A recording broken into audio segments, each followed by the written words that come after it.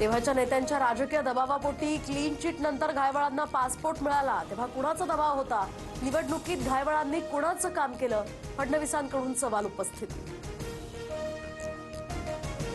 सुजय विखेंसाठी मुख्यमंत्र्यांच्या सभेत सचिन घायवळ व्यासपीठावर। मुख्यमंत्र्यांनी भाषणाआधी सचिन घायवळचंही नाव घेतलं। रोहित पवारांनी व्हिडिओज दाखवला। निलेश घायवळला पासपोर्ट कसा मिळाला? पोलीस व्हेरिफिकेशन कुणी दिलं? अमित शहांकडे मुद्दा मांडणार सुप्रिया सुळेंची माहिती। आम्ही उद्धव ठाकरेंना रस्त्यावर उतरू देणार नाही, शेतकऱ्यांना योग्य मदत करू। शेतकऱ्यांच्या मदतीवरून ठाकरेंच्या सेनेनं रस्त्यावर उतरू असा इशारा दिला होता, त्यावर फडणवीसांचं उत्तर। 2014 मध्ये अचानक भाजपनं युती तोडली, शिवसेना भाजप युतीत तुटली तेव्हाच भाजपचा शिवसेना तोडायचा डाव होता, उद्धव ठाकरेंचा आरोप।